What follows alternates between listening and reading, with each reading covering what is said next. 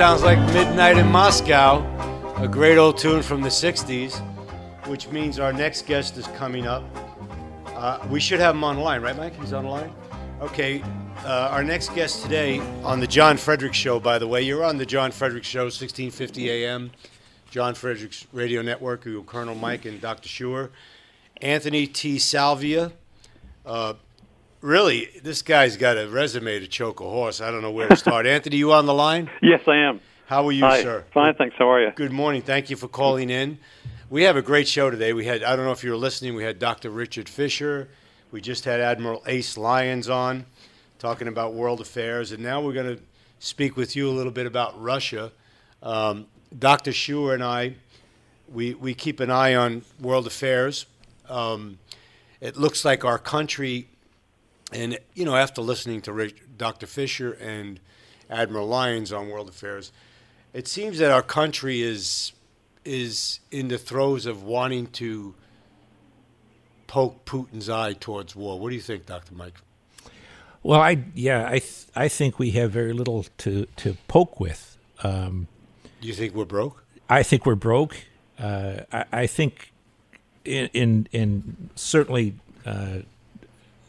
our guest has a better idea than I do, but it seems to me that the one thing there is not in Europe is any conventional force that could stop the Russians.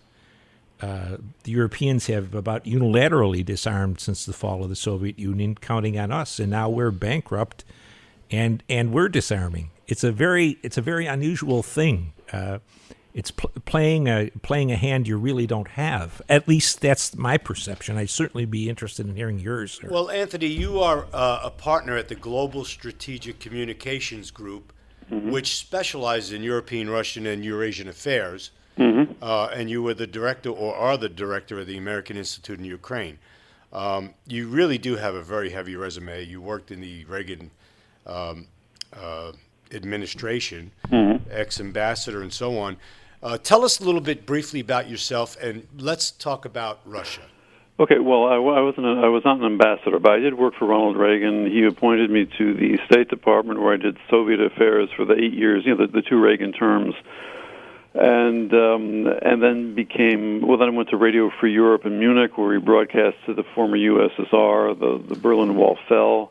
They asked me to become Moscow bureau chief. I went there in the Yeltsin years, and have been doing things. Have been involved with Russia ever since. It's sort of the country that I sort of know well, and I really like the place. And and have been involved in the Ukraine as well recently. So I think. What Dr. Scheuer was saying is correct. We don't have a strong hand to play, and yet we play it. That's part of the bizarre thing that's going on here. We seem bent on a policy of confrontation. That's the only way that you can really see it. I mean, in fact, the German foreign minister just last week said he was appalled by NATO's warmongering and saber rattling, despite the weaknesses that Dr. Scheuer correctly points out. This is not a smart policy. No, it's not. And you know what?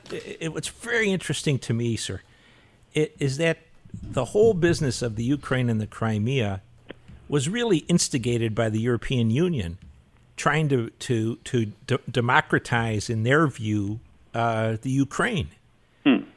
Challenging Putin on his own ground is probably not a good idea, especially if it meant losing Crimea. Well, that's right, and you're linking that to democratization is an interesting point, because really, all this happened in late 2013, 2014, but there were presidential elections scheduled for February of 2015. If we had allowed democracy to work in the Ukraine, Yanukovych, the deposed Ukrainian leader, probably would have been thrown out, and Crimea today would still be part of the Ukrainian Republic, and there'd be no civil war in the east. Anthony, I have a question, and it's always made me wonder, this Ukraine deal. I understand Vice President Joe Biden's son was somewhere involved in gas business there. Is that true? Is that true? Yes. According to the news reports, yeah, absolutely. Yeah, sure. So I guess this had a lot to do with, Ukraine politics as well. Well, no doubt. Because the key thing about the Ukraine is that it is a major gas transit country, and that's really one one of the overwhelming reasons why we're even interested in the place to begin with. I mean, this is the second poorest country in Europe after Moldavia. This is a country with serious, serious problems. It's a huge economic drag on Europe. But the reason, it's in play is because of the gas transit situation. And so, the Biden son, saw an opportunity here after the change of regime, and he's involved. But it's, I think, similar to I guess Syria. There must be some kind of pipeline for gas or oil, and Assad's got to go type of cheerleader program. Yeah. But I see the Russians more Western than I do the Chinese. I see we should have done a lot more after the collapse of the Soviet Union. We weren't ready. We let the economic hitmen go in, let's say the Al Capones, take down the state enterprises and then say, oh, gee, you caught us, so we're really sorry, but guess what? Putin's the bad guy, Right.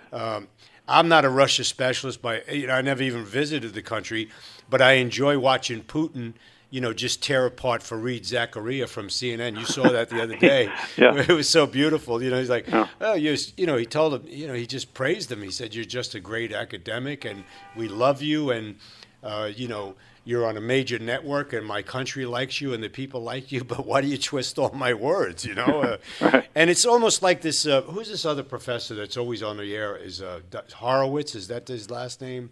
Stephen Horowitz or something? Steve Cohen? Steve Cohen, I'm sorry, Steve Cohen. Mm-hmm. Yeah, he's pretty much a specialist, and, he tells it like it is. We just keep poking the eye and poking the eye. And I just wonder, as a broken country that has to, get its act together and change administrations and, make America great again, I think we should, and like Putin said the other day on CNN, he's looking forward to work whoever's with, and better relations. Whoever's better relations for Russia, that's who he wants to work with. And I don't think Hillary Clinton's the answer. He wouldn't say it. He wouldn't say it on CNN. But she wasn't better, and neither was Kerry. Well, Trump has said, I will talk to Putin. I will negotiate with him, and that's a huge step in the right direction. That's what we need to do. Yeah. He also welcomed their presence in Syria, saying, "Hey, if they're going to go after ISIS, why are we contradicting them? Why are we, opposed to their entry into Syria? We should be working with them." Anthony, that's a point I'd like to follow up on. It seems to me that Putin and his military almost had the Islamic State on the deck, and for whatever reason, they've pulled the punch and they've gone back. They still remain a viable force in the field. But what I was wondering is how did Putin think it through, do you think? Because the Islamic State in Syria is a threat to Assad, obviously, but it's not a threat to Russia, except through the foreign fighters that come down and then go back. Right. But how did he figure that Syria would be more important than doing something about Central Asia? I think that's where the rub is going to come for Russia. I suppose. Well, I think though that in Syria he wanted to demonstrate first of all that this American policy of hitting at Russian strategic assets, which we've been doing since Serbia, since Yugoslavia, the breakup of Serbia, but also through Iraq and then Syria, Libya, the Ukraine, all these things. The common denominator of all of them is friends and partners of Russia. Yes. You want to take them off the board. This is part and parcel of the Wolfowitz doctrine, right? And he wanted to draw a line saying, this is it. And we're going to defend Assad. He's the protector of Christianity in Syria. The Syrian border is something like it's closer to the Russian border. Yes. Hang on one second. Yeah. I just want to take a network break. You're with the John Fredericks Radio Network, 1650 AM Portsmouth. John, we want to thank you for being on. It's now 8:47. We're on with Anthony Salvia, a Russia specialist in my eyes who knows what he's talking about. Thank you, Michael Coleman, for handling the board so well. And John, I am really sorry I woke you up, but you're missing the best of the John Fredericks Show, man. So what do you want from me? Go ahead, Dr. Shore. I see that point, and I think from the strategic perspective that you laid out, it's very important. But do you think Putin has a handle on the problem he's going to face in the next 10 years from the domestic Islamists, both in the North Caucasus but also in Central Asia? That's a good question. Hard to say that they have a handle on it. I think they're seized with the notion that this is a potential problem. This is a thing in the making. I think that's one reason why they're so adamant about doing something about ISIS. And that begins with propping up Assad. Between propping up Assad and being anti-ISIS. No, absolutely not. No. I entirely agree to that. There's no good guys fighting Assad. Anthony, we were talking about the Islamists, and I just wonder if you could go a little bit further and see, or explain, what are they thinking? How are they going to handle this? That's tough. I'm not exactly sure about that. How they intend to handle this. They're well aware of the problem. I mean, they know that in the Soviet period, the Soviet system was good about keeping Islam in check. You know yes. what I mean? And in some respects, they're really the most successful kind of system in dealing with Islam. That's obviously by the boards now because you have these foreign powers attempting to infiltrate and to support and to stir up difficulties in Central Asia. And it's a total sticky wicket, and I think they see that as a long-term problem. I think that's going to be playing out over these next years, as you say, 10, 15 years. It's going to be a big deal. But you're a leading expert in Islam and terrorism and these Islamist things. I mean, what do you think about that? Well, you're kind to say that. I tend to think that the Russians' big problem is probably going to come from Central Asia, right? Because after the Soviet Union collapsed, there was a race between the Saudis and the Iranians to attract or recruit. Recruit is not the right word, but we had millions of nominal Muslims in Central Asia. They were supposed to be Sunnis, but they weren't. They could go either way. And we had a contest there, and the Saudis won it. And they have now had almost 20 years, 16 years, 18 years,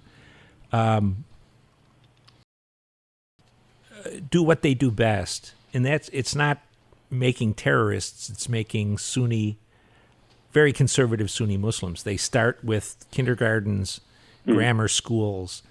They teach skills that make people employable, men and women. And we're seeing the result of that now in the Balkans, for example. The first thing the Saudis did when they got to the Balkans was not bring guns, although they did that, but they brought schools and the work the Saudis did in the early '90s in the Balkans is bearing fruit today, and it's going to be a huge problem for Mike, Europe. we got a couple of minutes left before we go to the news. Anthony, what do you feel would happen with a Trump presidency, in your opinion, and with having Putin in power? And I see a Trump presidency. I don't see Clinton. I mean, polls are polls and fakes are fakes. What do you think? Well, first of all, I sure hope you're right that it will be Trump because I think he's the only guy talking any kind of sense on foreign policy.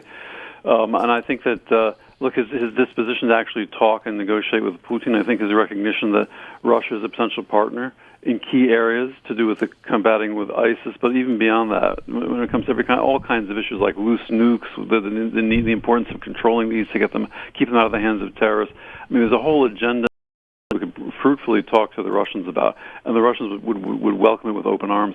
I think a Trump administration would result in peace. At the center of the board, and a relaxation of tensions. All right, Anthony, we're down to the last minute. Do you have a website or something that people can go to? Well, there's my companies. I don't have a personal blog kind of site. No, not really. Okay. Sorry. So, does your website? Yes. Okay. Can you tell us the website? Yeah, it's global. Okay, so it's global strategic. It says GS. Global Strategic, GSCG.com. Well, Anthony, we want to thank you for coming on the John Fredericks Show. We hope you come back. We'd like to have you come back again at a future date. And we appreciate your time.